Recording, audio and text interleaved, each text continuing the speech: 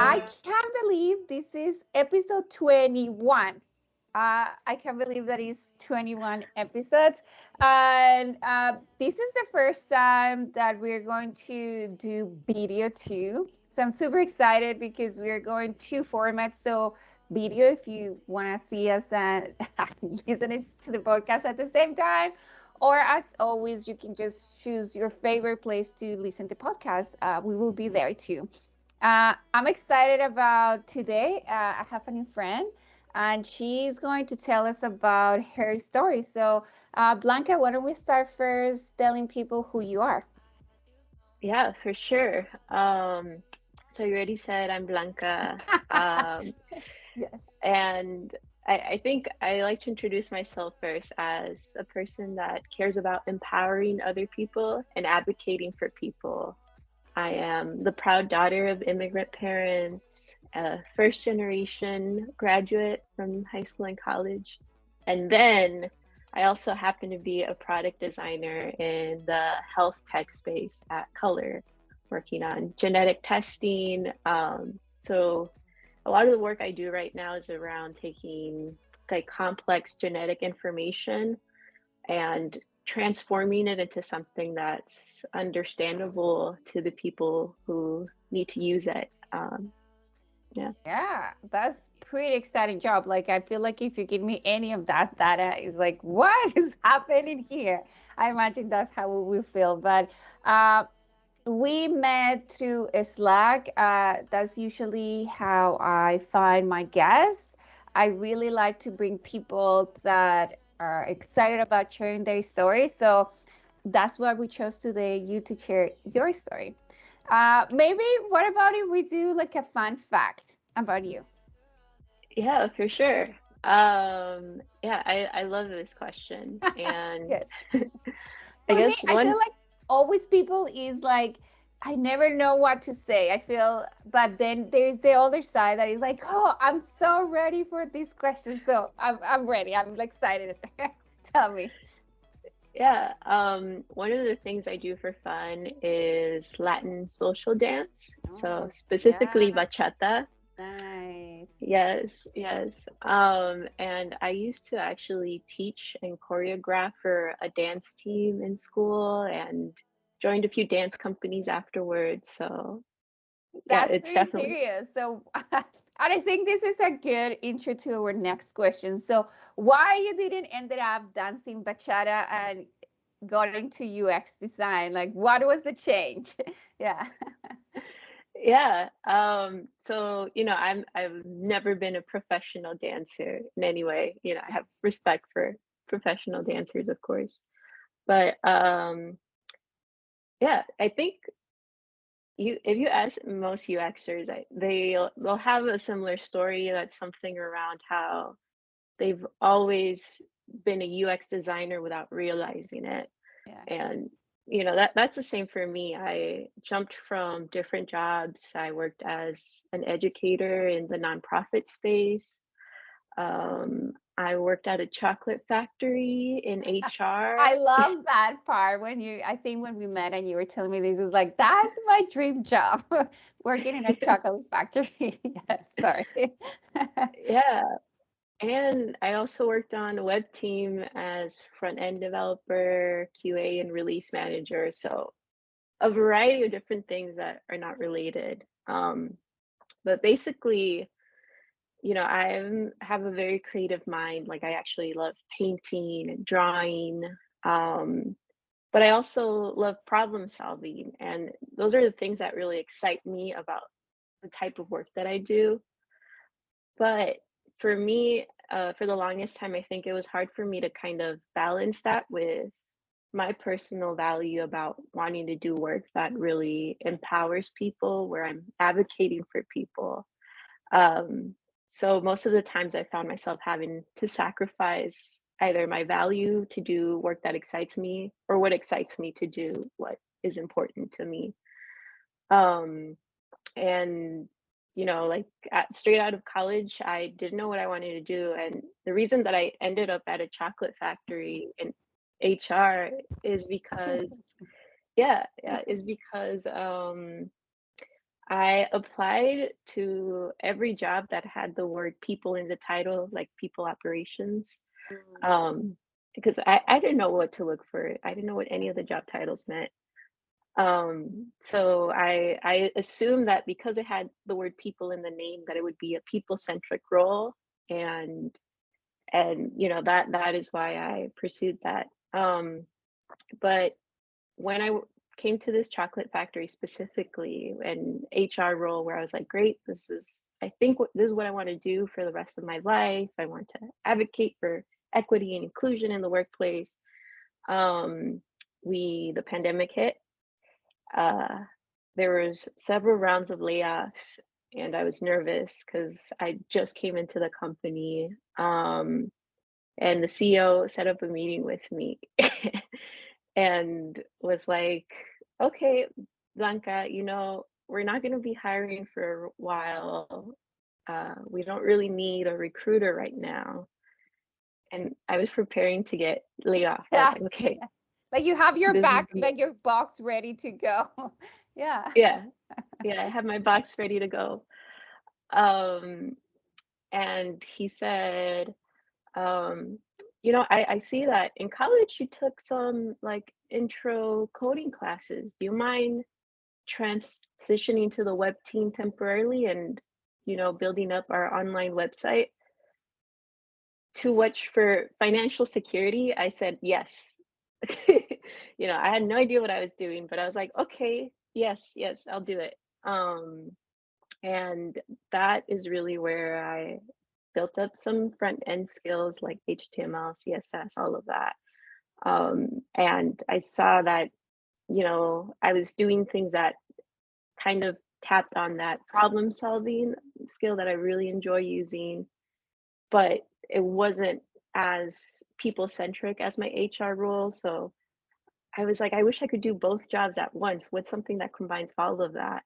And in kind of learning more about front end development, and I relied on a lot of YouTube videos to do that, but that's where I heard about the term UX for the first time. And I think, like, as it is for other people, it was like an aha moment of like, wow, this Yes. this is everything I've wanted to do.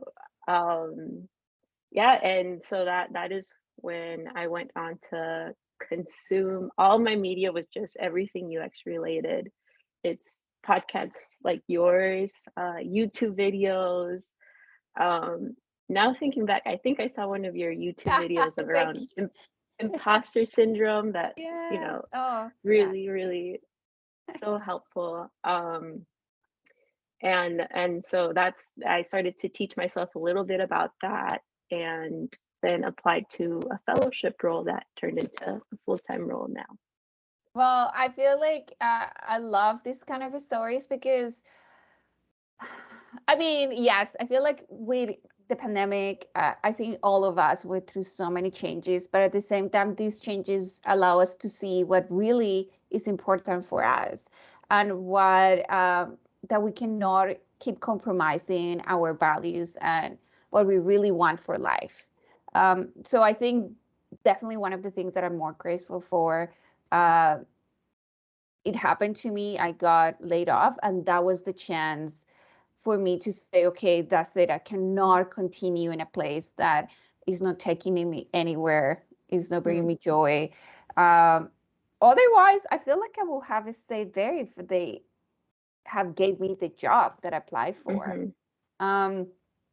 So one of the biggest things that I am thankful for is the day that they say we are doing a restructure and you cannot stay here anymore. So for me, of course, that day, I don't know if I was sad. I think I was.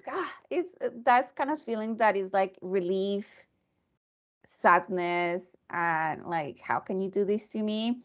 But today, when I see people from the past, they're still in the same place, and I'm somewhere else, and I'm doing something that I'm so happy to do. I'm doing these things. Like, I mean, I didn't have a podcast before. I didn't have the chance to meet amazing people and share stories. So for me, it's like This is amazing. This is so cool. So, but I think the other thing that I really like about your story is how your boss kind of gave you the chance and open up a window that you didn't really know that existed there, and Mm-hmm. so beyond what we have in front of us. So I think that's so nice.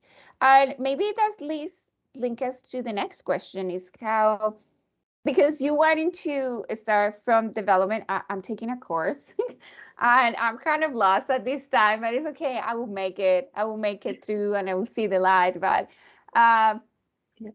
how was that process into you coming from HR? Now the pandemic is hitting, like you were saying, like I need a job, so I need to stay.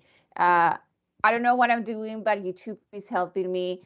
Now, like I love design, and I imagine at one point you said, okay, now I need like a real UX job. Yeah. So can you tell us like how was that transition? Yeah, for sure. So I think I was very fortunate, that I had the opportunity, like you mentioned, to change into this new role that even though at the time I was very upset about, um, really introduced me to the world of UX. Um, and I think like what I did was that I started to, because I started out looking at YouTube videos about, front end and HTML, and then slowly those videos turned into web design, and then slowly those videos were just UX design overall.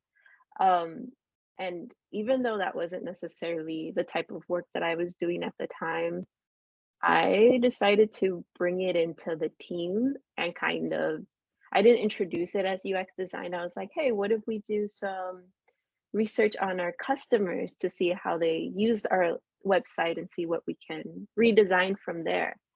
Um, so I took a lot of the methods that I learned from those videos to do an informal design sprint. And because of the way that I presented it and talked about why it was important and how it might help us make more sales, more chocolate sales online, I think that's why my team was very open and receptive. Um, so yeah, that was really how I kind of got to experiment a little bit more with that.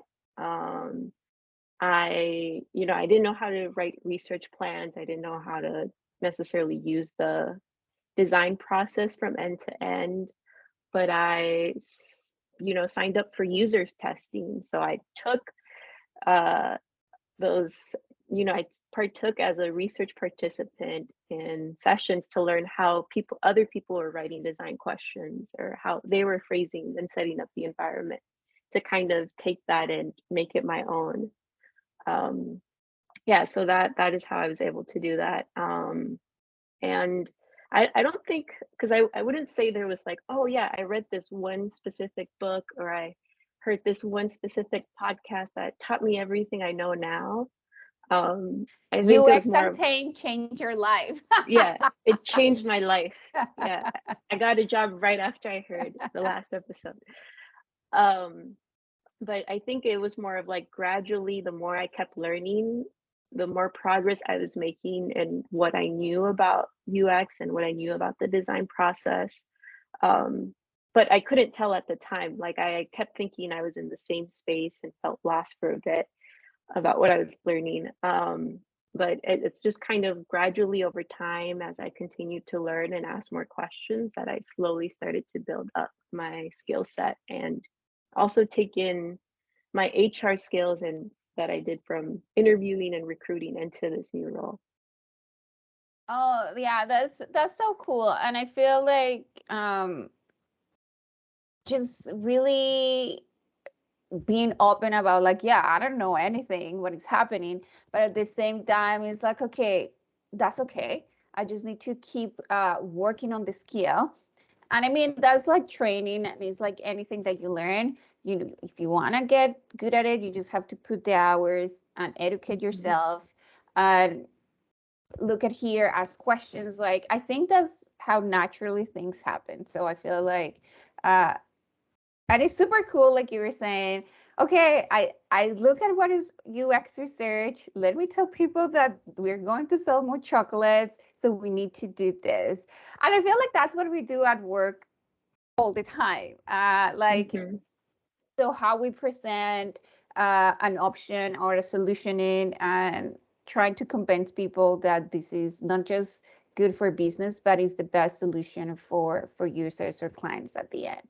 Um, Okay, so now you're in that point of your life that you're feeling a little uh more like a UX designer, because I feel like that's a big transition when we start saying like, oh, I'm a UX designer and this is what I do for a living. It takes a while for us to convince ourselves.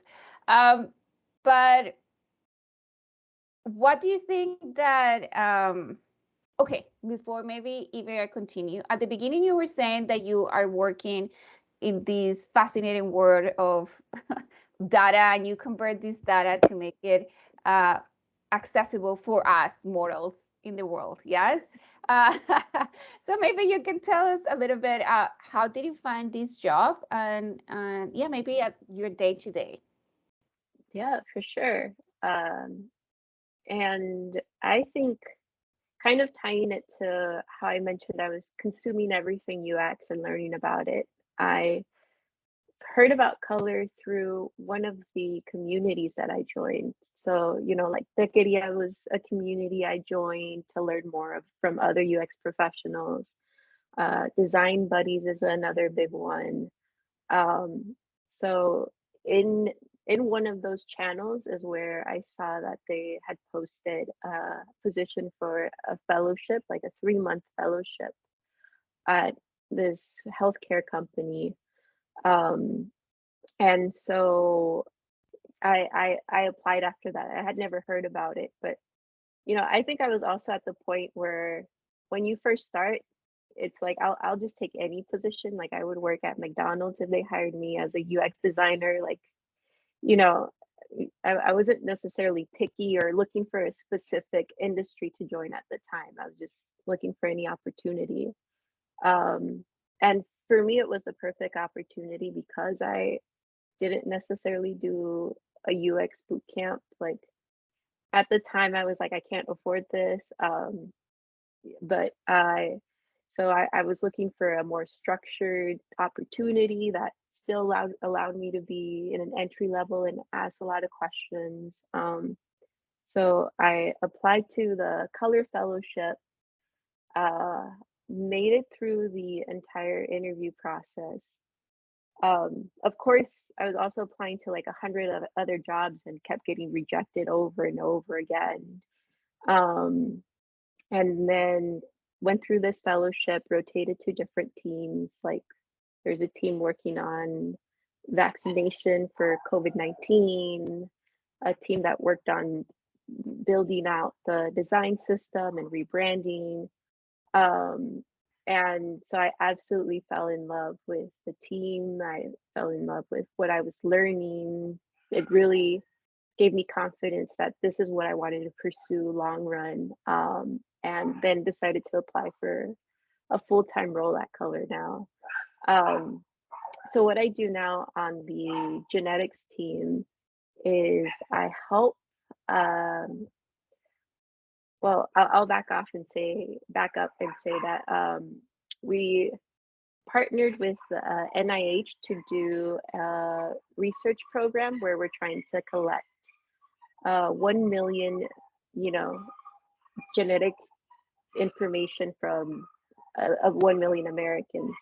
And the purpose for that is that we really want to diversify like what genetic information we have to advance medicine and medical practices to be more inclusive of a more diverse and better representative population of who's in the United States.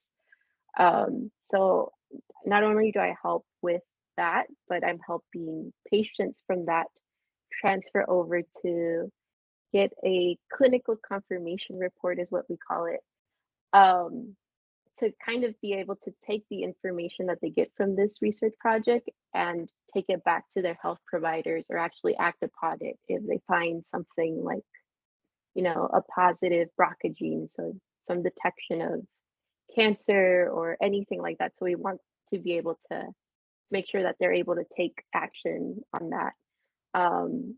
So that's the overall thing that I'm working on, and I'm working specifically on that clinical report that patients see and kind of laying out how that information gets shown to them, listing out what they can do with that information. And I guess my day-to-day for that big project right now is really a lot of it is around collaboration with different people. I work with genetic counselors, and so I check in with them in the day to see what information they need to be added into this report. I have a daily meeting with engineers to kind of get a sense of what is on their plate and what is feasible to recreate or redesign.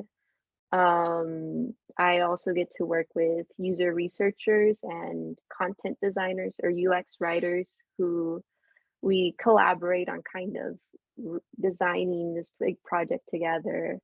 So a lot of my day looks like that. It's a lot of collaboration going back and forth.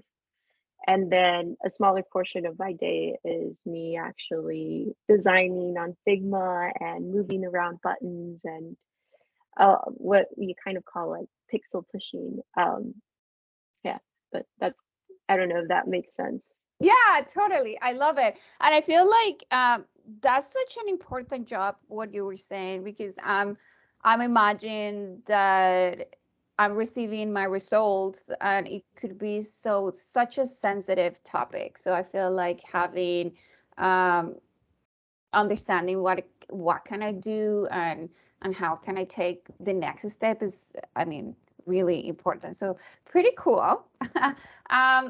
Something that I would like to know is like, okay, so you were saying, I imagine how amazing you felt after you made it all the step way through the fellowship. Yeah, like I don't know how many interviews and the interview process, how was it, but just make it there. And how did it feel for you to be the first day of the fellowship as a new UX designer? And that goes a little bit along of the obstacles that you went through. And just tell us about a little that story. Yeah. I think, well, of course, it was a very exciting, unreal experience for me to officially get a UX role. I was like, wow, like I get to call myself a UX designer now. But a part of it was also feeling a little bit nervous of like what is identified as imposter syndrome of like, oh, are they going to find out that I don't know anything and they made a mistake in hiring me? So it was a balance of both. And I guess relating to that obstacle that you mentioned, I think part of it is kind of tied to imposter syndrome, where I feel like what kept blocking me from moving forward was not feeling like I knew enough. Um, especially because I was self-learning, like there was no specific milestone for me to understand how much progress I made.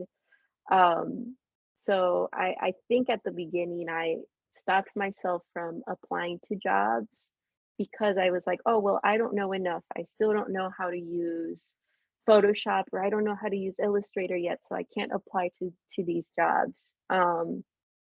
And I feel like a lot of first time UX designers, especially as you're transitioning, might feel that way because there's always new things to learn and new trends are coming up. And you're learning about how to hand off deliverables to engineers, and then, oh, do I have to know how to use all creative suites? Oh, do I have to actually know how to code because this job description is asking for a designer that can code?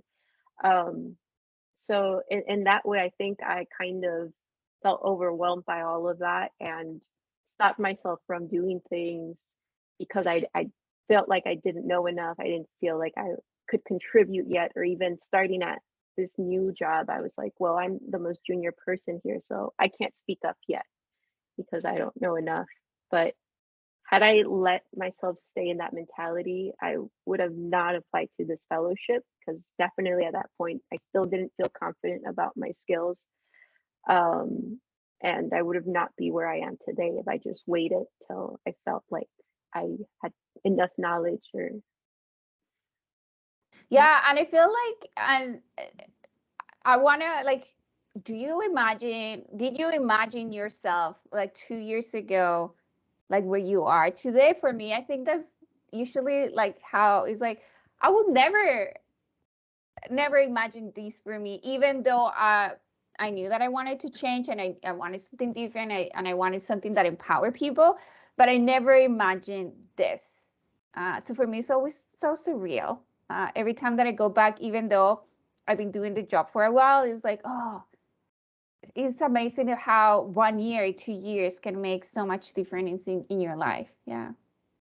yeah, no, that's very true. And Julieth, what are you talking about? Of course, I knew that I'd be here in 2 years, Yes. No, of course not. I think 2 years ago, I still didn't know what that UX existed. 2 years ago, I didn't know that I would be changing from HR into a more technical or coding role.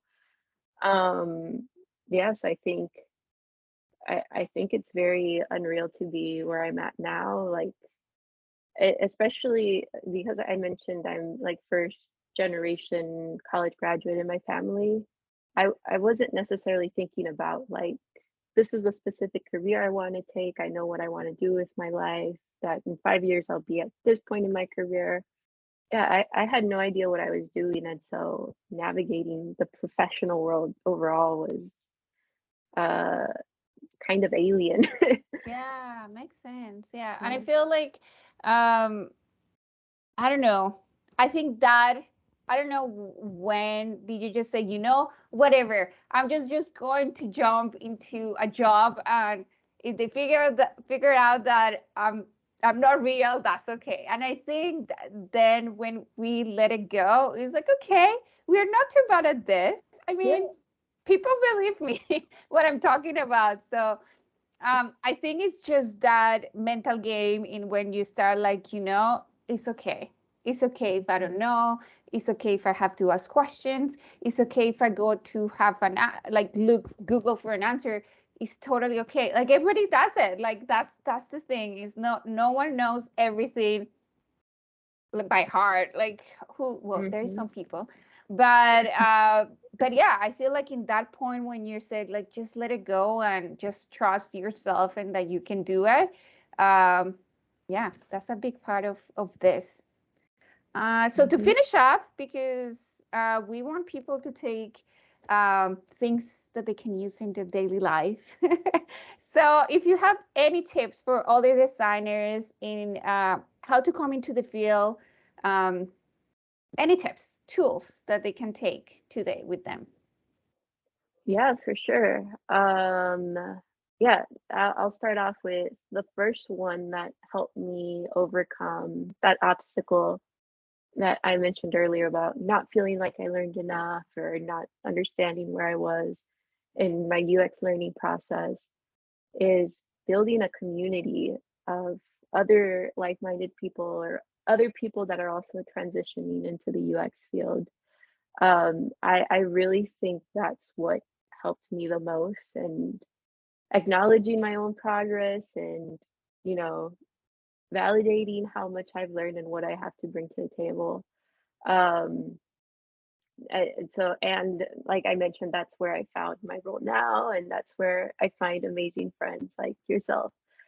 So yes, definitely important to build a community. Don't do this on your own. There are mentors out there, and the UX community overall is filled with very kind and generous people. So don't be afraid to reach out to them. Um, I guess the other tip, I guess two other tips, one more like career oriented and one more personal one. Um, career-wise, I think when I first started to look for jobs, I tried to hide my previous background in HR, or, because I didn't think it was relevant to what I was bringing into this new UX design role. But actually, I think you should always highlight your skills, especially if you're someone that's transitioning from another career. That's actually an advantage that you bring to the table and a unique perspective that you have to bring. So don't shy away from them. And I say that because, like I mentioned about, there's all these new things to learn for UX, and you always feel like you got to learn a new tool or something. A big part of being a UX designer, UX writer, anything within this field is being able to communicate and work with people. Like anyone can learn how to use Figma, anyone can learn how to use these Adobe Creative Suites tools, but not everyone knows how to communicate or how to present their ideas or explain what they're working on. And those are some soft skills that are usually underestimated that you develop in other professions. So definitely, that's why I mentioned, don't hide that valuable experience you bring to the table, and don't undermine those soft skills that are a big part of this new career and what will actually make you successful more than knowing all the tools. And then the last professional or personal tip that I have for people has to do with comparison is the thief of happiness. Is to definitely, don't compare yourself to others, and especially if you're creating this community of other people that are transitioning to UX. Everyone's on a different journey. Some people are going to get UX jobs before you do. You might get a job before other folks do, and there isn't a linear path. Like, you have not failed because you didn't get a job in 3 months, like that YouTube video, that UX design influencer said that you would. So it's not a linear path, and everyone has their own journey. So definitely don't compare yourself to others or feel like you failed because you didn't reach a specific milestone or learned how to use all these tools by a specific amount of time. Yeah, I love it. And I feel like this is a big one because, again, like you were saying, we all are in our own journeys in a way. So maybe I'm not getting the job today, but I'm getting the job in the future that is really for me. And I think that's the big part, is like, whatever job that you land is going to be the job that you need at that time. So I love this, and definitely community for me has been the biggest strength about UX and tech. Is being really different from community used to be before for me in retail. And definitely not hiding that previous experience, as when we change, at least for us, when we're changing careers, that's our strength. No one else have whatever skills that we bring into the table. So for me, it's like, why I don't lead with this? This is what I'm so good at it. And it's, again, so related to UX, and I feel a lot of people, we are still trying to work that storytelling into how we use these skills into UX. So I think that's the biggest thing. And for me, I always say practice. More people that you talk about you and how you use those skills and how you can transfer them to UX, you're going to get better at. So practice as much as you can. Again, the community is there for you. If you need to go and talk about yourself, it's free. So take advantage of whatever that is free. But yeah, thank you so much for meeting me today. We've been planning this for a while. Yeah, thank you, Blanca. Of course. No, thank you for having me and for the amazing work you do with this podcast.